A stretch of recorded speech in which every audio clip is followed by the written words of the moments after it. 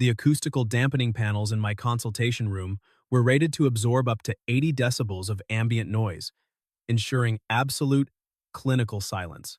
I required complete auditory isolation to accurately monitor the microfluctuations in my client's vocal cords. I sat in a structured leather armchair, my posture relaxed but entirely grounded, reviewing the intake file on my encrypted digital tablet. The appointment was scheduled for 1,400 hours. A high-stakes corporate couple's mediation. Margot Gutierrez and Sterling Vance, co-founders of a rapidly expanding ecotech firm, recently engaged and currently mandated by their board of directors to attend specialized psychological counseling before finalizing a massive internal merger. At exactly 1,402 hours, the heavy oak door to my office opened. Only one person stepped across the threshold. Margot Gutierrez was 39, wearing a sharply tailored slate gray blazer that hung slightly too loose on her frame, indicating a recent, rapid drop in body mass. Her dark hair was pulled back into a severe, utilitarian knot. She did not look like a woman arriving for a standard marital dispute. Her breathing was shallow, restricted entirely to the upper quadrants of her chest. Her eyes darted to the corners of the room, subconsciously mapping the physical exits. She looked exactly like a hostage who had just been temporarily released from captivity. "Miss Gutierrez," I said, my voice dropping into a low, resonant baritone designed specifically to lower the ambient cortisol levels in a closed environment. I did not stand up or move toward her, ensuring I did not trigger a territorial threat response. "Your intake file indicated a joint session. Is Mr. Vance arriving separately?" Margot stood frozen near the door. Her hands were gripping the handle of her structured leather tote bag so tightly that her knuckles were entirely devoid of blood. "He isn't coming," she whispered. Her voice lacked its usual structural integrity. It was hollow, scraped clean of the authority one would expect from a recognized tech founder. "He never intended to come, Dr. Sanders. He scheduled this appointment solely to fulfill the legal prerequisite for a partnership dissolution." I set my digital tablet face down on the small table next to my chair. I shifted my operational parameters immediately. This was no longer a couple's mediation. This was triage. "Please, sit down," I instructed, gesturing to the heavy linen sofa opposite me. I did not frame it as a request. People in acute psychological distress do not want options. They require clear, safe directives. Margot moved stiffly across the room and sat on the edge of the sofa. She kept her knees pressed tightly together, her bag clutched in her lap like a physical shield against an unseen attacker. "If the partnership is dissolving, what is your objective for this session?"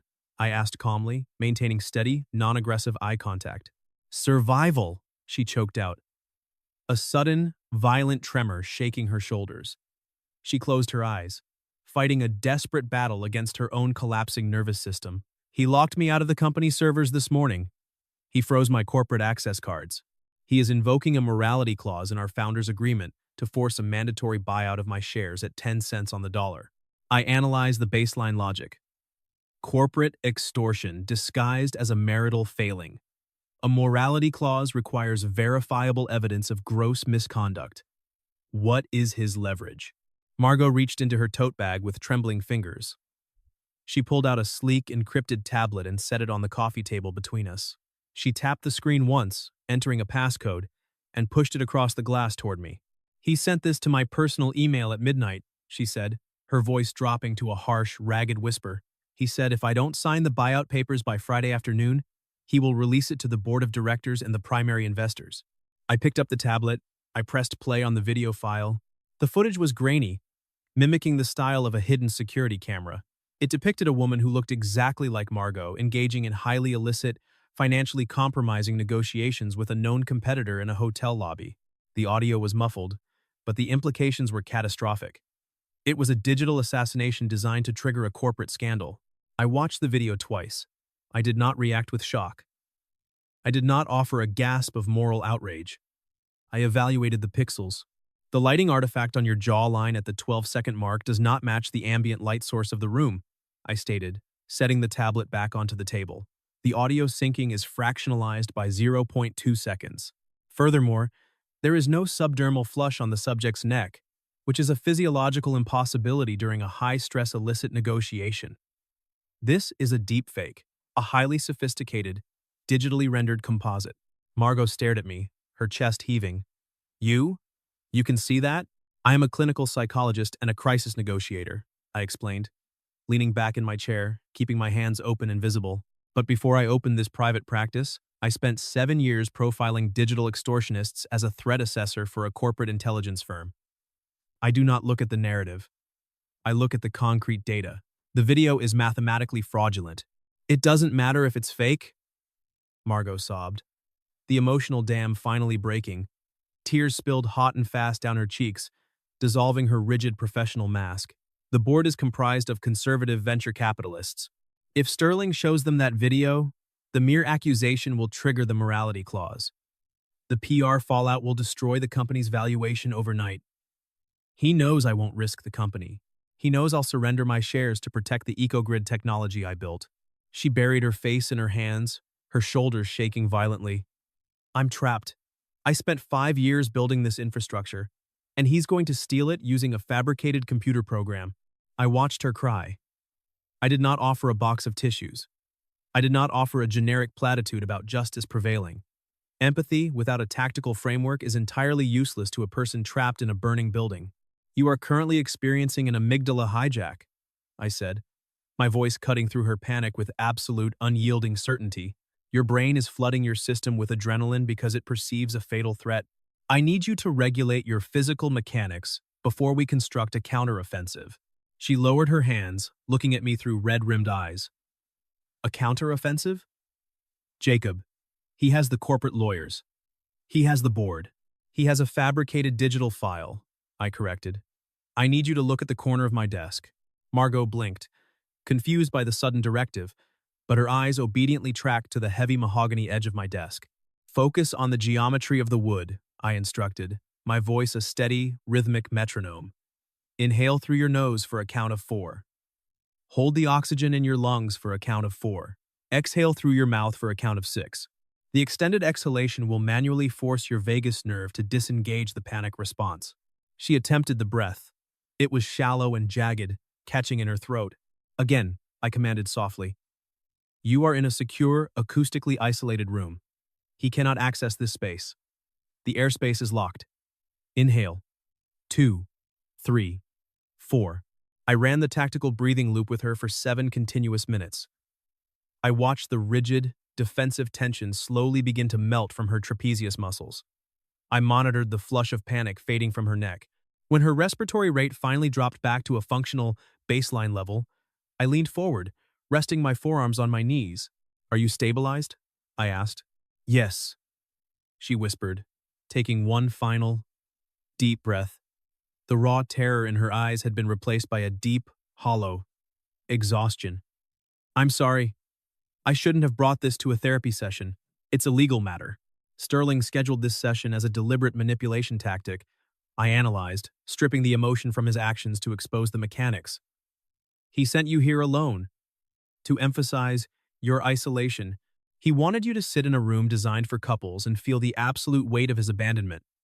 It is a classic psychological dominance play. However, he made a severe tactical error. What error? She asked, her brow furrowed. He sent you to me, I stated, my jaw tightening incrementally.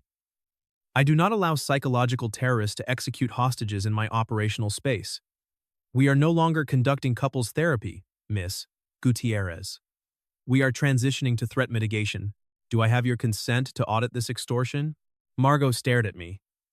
The sheer, overwhelming relief of finding someone who not only believed her, but who possessed the clinical and tactical vocabulary to fight back, visibly altered the structure of her face. Yes, she said, her voice gaining a fraction of its former strength. You have my consent. Excellent, I said. I stood up and walked over to my desk, bypassing my clinical notes and unlocking the heavy, reinforced bottom drawer. I pulled out a secure, encrypted laptop. We have 72 hours until his Friday deadline. We will utilize this office as our primary forward operating base. For the next 2 days, the clinical sanctuary of my office was transformed into a disciplined war room. I canceled all my non-critical mediation appointments. Margot arrived at 0800 hours each morning and did not leave until midnight. We mapped the entire corporate architecture of her firm on a massive whiteboard I wheeled in from the conference room. She provided the operational realities of the business. I provided the psychological profile of the adversary and the technical auditing tools. Sterling operates on narcissistic leverage, I explained on Wednesday evening, pacing the length of the room while Margot sat cross-legged on the sofa, eating a container of takeout sushi I had ordered for her. Narcissists do not build stable systems. They exploit existing ones. If he hired a deepfake rendering firm to create that video, he left a financial footprint. Sophisticated digital forgery requires massive computational rendering power. That costs capital. He controls the primary operational accounts, Margot noted, pointing a chopstick at the whiteboard. I can't audit the corporate ledgers because he completely froze my keycard access. We do not need corporate access, I replied, sitting in my armchair and opening a specialized terminal window on my laptop. Sterling is arrogant. He believes he is untouchable. Arrogant men do not use complex offshore shell companies to hide short-term, aggressive expenditures. They use personal secondary accounts. Does he have a private wealth manager? Margot frowned, thinking back. Yes. Vanguard Financial. He uses them for his personal real estate investments. I am utilizing a legally permissible, subpoena-grade metadata tool my former intelligence firm licenses, I said, my fingers flying across the mechanical keyboard. I am not hacking his bank. I am running a trace on publicly routed vendor payment trails and ACH transfer logs associated with his registered Vanguard proxy LLCs. I am looking for a specific disbursement anomaly within the last 14 days. The room fell into a deep, focused silence. The only sound was the rapid clicking of my keys and the soft hum of the HVAC system. I did not look at Margot, but I was acutely aware of her presence. The psychological walls I usually maintained with my clients were designed to prevent emotional bleed-over. But Margot was not bleeding emotion. She was bleeding absolute, resilient grit. She was fighting for her life's work, and the sheer, unyielding competence she displayed in analyzing her own corporate structures was undeniably captivating. Contact, I said quietly. 2 hours later, Margot set her food down and walked quickly over to my chair, leaning over my shoulder to look at the screen. The scent of her, a clean, subtle note of bergamot and rain, temporarily hijacked my sensory processing. I forced my focus to remain strictly on the digital data. I traced an ACH transfer originating from his private wealth LLC, I explained, highlighting a line of code.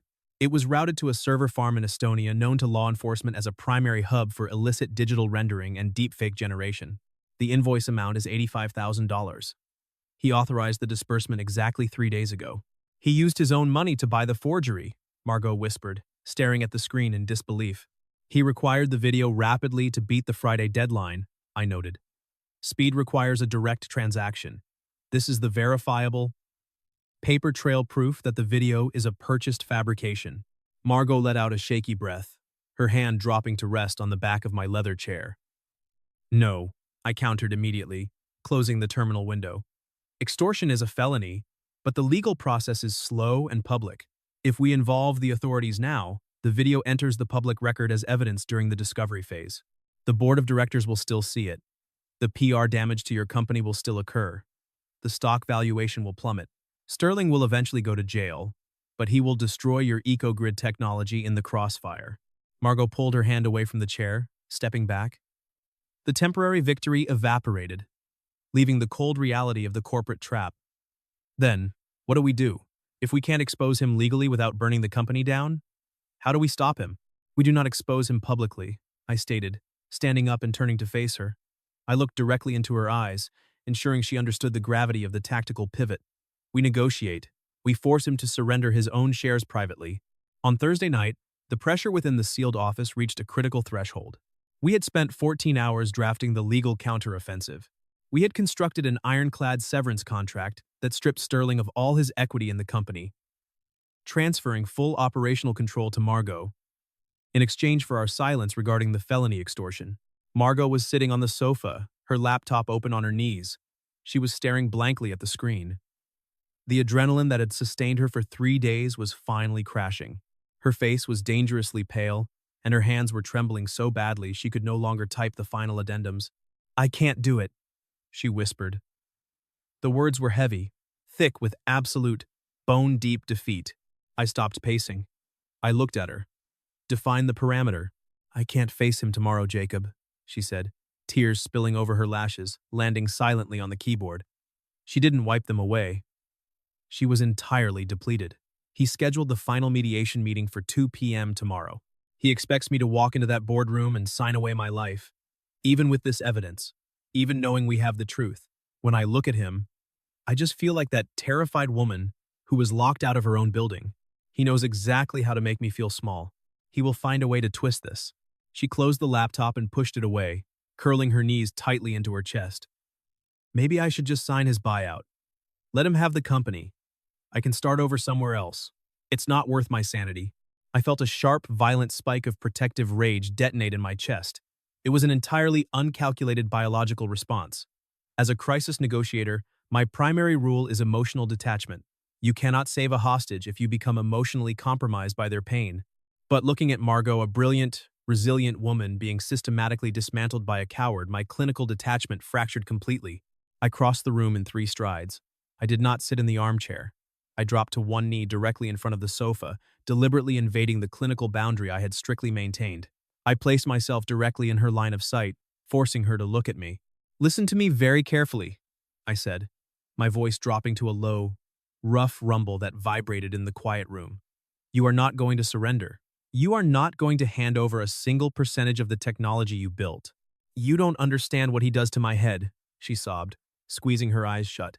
"I understand exactly what he does," I countered, refusing to let her spiral into the trauma. "He utilizes psychological warfare because he lacks actual, measurable competence. He is a parasite. He feeds on your brilliance, but he has made a fatal miscalculation." She opened her eyes, looking at me through the tears. "What? He assumes you are walking into that room alone," I said. I reached out. I didn't ask for permission. I placed my right hand firmly over both of hers where they were tightly clasped around her knees. My grip was solid, grounding, transmitting absolute physical certainty. It was the first time I had touched her. The sudden shock of the contact caused her breath to hitch. "You are not attending that meeting alone," I told her, my eyes locked onto hers, holding the connection until I saw the panic begin to recede. "I am attending the meeting as your proxy. I will be in the room. I will control the airspace. He will not speak directly to you. He will speak to me." Margot stared at my hand, covering hers. The trembling slowly stopped. She looked up at my face, searching the rigid, unyielding lines of my jaw. "Why are you doing this, Jacob?" she whispered, her voice incredibly fragile. "You are a clinical psychologist. You charge thousands of dollars an hour to advise massive corporations. This is a domestic dispute. It's messy. It's toxic. Why are you stepping into the fire for me?" I looked down at her hands. The soil of my own past, the reasons I had built this impenetrable armor, surfaced. I did not offer her therapeutic evasion. I offered radical, unprotected honesty. "When I was 22, I said quietly, the words feeling foreign on my tongue, my older sister was engaged to a man exactly like Sterling, a man who systematically isolated her, drained her finances, and convinced her she was entirely alone. I didn't see the data. I didn't read the signs. By the time I realized it was a hostage situation, she had signed away everything she owned and completely lost herself. It took her a decade to rebuild her life. I lifted my gaze, meeting Margot's eyes with absolute clarity. I became a crisis negotiator because I refused to ever watch someone I respect be dismantled by a predator while I stand by and do nothing. "You are brilliant, you are capable, and you are under my protection. I will not let him break you." Margot's lips parted. The profound weight of my admission hung in the silent air. She didn't offer pity. She offered understanding. She unclasped her hands, turning them over so her palms pressed against mine, intertwining her fingers with mine. Her grip was surprisingly strong. "Okay," she breathed, the structural integrity returning to her voice. She anchored herself to my certainty. "We fight him. Friday, 1,400 hours." The corporate mediation room was located in a sterile, glass-walled office in the financial district. The hum of the city was muffled beyond the thick panes. Sterling sat at the head of the polished mahogany table. He wore a bespoke navy suit, projecting an aura of smug, untouchable dominance. His corporate attorney sat to his right, a thick stack of buyout contracts resting on the wood. The heavy glass door opened. I walked into the room first. I wore a dark charcoal suit, carrying a slim leather briefcase. My posture was perfectly rigid, my face an expressionless, immovable mask. Margot walked one step behind my right shoulder. She wore her slate gray blazer, but this time, her spine was straight. Her chin was up. Sterling's confident sneer faltered the moment he saw me. He recognized my face from the clinic's website. Margot, Sterling said, attempting to utilize his condescending, authoritative tone. I see you brought the couple's therapist. I must say, I'm surprised you bothered. This is a legal dissolution of assets, not a crying session. Doctor, Sanders has no jurisdiction here. I am not here in a clinical capacity, I stated, my voice echoing loudly against the glass walls, immediately dominating the acoustic space. I did not sit down. I walked to the center of the table and placed my briefcase down with a sharp, heavy click. I am here as Miss Gutierrez's formally retained crisis mediator and designated proxy. You will direct all communication through me. Sterling scoffed, leaning back in his expensive leather chair. A crisis mediator? How dramatic. The situation is very simple. Sanders, Margot has violated the morality clause of our founder's agreement. I possess verifiable video evidence of gross professional misconduct. To spare her the public humiliation of a board review, I am generously offering to buy out her shares at 10% valuation. If she refuses to sign those papers today, the video goes to the investors on Monday. His lawyer tapped the buyout contract. It is a standard protective measure for the company's valuation. I didn't blink. I didn't raise my voice. I utilized pure, weaponized calm. You possess a digitally rendered deepfake composite, I corrected, my tone dropping to an icy, absolute register. Fabricated specifically to manipulate a hostile takeover. Sterling laughed, a harsh, arrogant sound. Prove it. The board won't care about your psychological theories. They will care about the PR nightmare. I do not rely on theories, I said. I popped the brass latches on my briefcase. I pulled out a single, heavy manila folder. I did not hand it to Sterling. I slid it across the smooth table directly to his corporate attorney. What is this? The lawyer frowned, opening the folder. Irrefutable mathematical reality, I replied, maintaining dead-eyed contact with Sterling. Document 1 is a certified digital forensic analysis of the video file, confirming the specific rendering artifacts that prove it is a synthetic fabrication. Sterling's face tightened, but he maintained his bluff. Anyone can hire a tech geek to claim a video is fake. Document 2, I continued, my voice relentless, is a verified metadata trace of an ACH wire transfer originating from your personal Vanguard wealth management account. $85,000, wired to a server farm in Estonia known for generating illicit deepfakes, time-stamped exactly 3 days prior to you sending the extortion threat. The lawyer stopped reading. He looked up, his face draining of color. He looked at the routing numbers, then at Sterling. Sterling, what is this? It's a lie! Sterling shouted, slamming his hand on the table, the panic finally breaking through his arrogant facade. He hacked my accounts. That's illegal. I utilized legal, proprietary threat assessment software to track an active extortion attempt. I countered smoothly, standing tall. You committed felony extortion, wire fraud, and corporate blackmail. The penalty is federal prison. I reached into my briefcase and pulled out a second document. I tossed it onto the center of the table. This is an unconditional surrender of all your equity in the company, transferring your shares directly to Miss Gutierrez, I stated, dictating the terms of his defeat. You will resign from the board effectively immediately, citing personal health reasons. You will sign over the patents. You can't do this! Sterling raged, standing up, his chair scraping violently against the floor. I built this company with her. I won't just walk away. You will walk away, I whispered, leaning slightly over the table, projecting an aura of absolute, terrifying promise. I have lodged a certified digital hash of this entire transaction log in a sealed escrow with my retained legal counsel, Winston and Barnes. If this contract is not signed by 15 hours, the escrow automatically unseals and files the extortion dossier directly with the district attorney. The room fell into a suffocating, crushing silence. Operational control was completely restored. Sterling looked at his lawyer. The lawyer simply closed his briefcase, stepped back from the table, and shook his head. We will need to notify the corporate compliance officer immediately if this proceeds to litigation, the lawyer said coldly. He was abandoning a sinking ship. Sterling looked at Margot, attempting one last, desperate manipulation. Margot, please. You know me. We were going to get married. Don't let this therapist destroy what we have. Margot did not flinch. She did not look away. She stepped forward, standing shoulder to shoulder with me. The sanctuary I had built had given her the space to recover her own massive strength. We have nothing, Sterling, Margot said, her voice ringing out with absolute, undeniable clarity. Sign the paper. Sterling stared at the iron wall of our united front. He realized the hostage had escaped. He realized the weapon was turned entirely on him.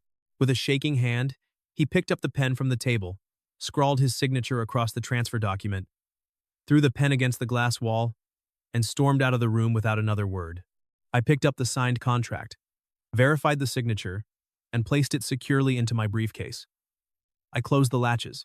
The risk window is definitively closed, I announced softly. The perimeter is secure. We walked out of the financial building and into the bright, crisp afternoon sunlight of the city. The chaotic noise of the traffic surrounded us, but the internal atmosphere was profoundly still. The massive weight of the extortion had evaporated. Margot stopped on the sidewalk. She turned to face me. The defensive armor she had worn for a week was completely gone. She looked radiant, exhausted, and incredibly free. You completely dismantled him, she said, her voice filled with quiet wonder. You walked into that room and took apart my worst nightmare in under 4 minutes. He operated on a flawed psychological premise, I corrected, keeping my hands resting near the handle of my briefcase. He assumed you were alone and vulnerable. He failed to account for external reinforcement. He didn't know I had a hostage negotiator in my corner. She smiled, stepping closer. The professional, clinical distance between us vanished entirely. She reached out. She didn't shake my hand. She placed her palm flat against the center of my chest, right over my sternum. The touch was exactly like the one in the office, but this time, it carried the full weight of a conscious, deliberate choice. I froze. The sensory input spiked drastically. My heart rate elevated, a sudden, powerful rhythm drumming against my ribs. I didn't pull away. I allowed the variable to process. Your heart is racing, she murmured, looking up into my eyes, her thumb lightly tracing the fabric of my suit jacket. It is a biological response, I admitted, my voice dropping to a rough, quiet rumble. The clinical detachment I had maintained for years was entirely fractured by her presence. I am experiencing an uncalculated variable. Is it a dangerous variable? She whispered, stepping a fraction of an inch closer. No, I replied, lifting my hand. I wrapped my fingers gently over hers where it rested against my chest. I held her hand firmly against my racing heart, abandoning the role of the objective observer. It is the safest variable I have encountered in a decade. Margot smiled, a brilliant, genuine expression that fundamentally altered the geometry of her face. She didn't demand a grand romantic speech. She understood the language of actions, of safety proven in the absolute highest stakes environment. My office servers need to be entirely rebooted and secured, she said softly. Her eyes locked on mine. I think I know someone precise enough to handle the protocols. I will be there at 0800 hours, I promised. The end.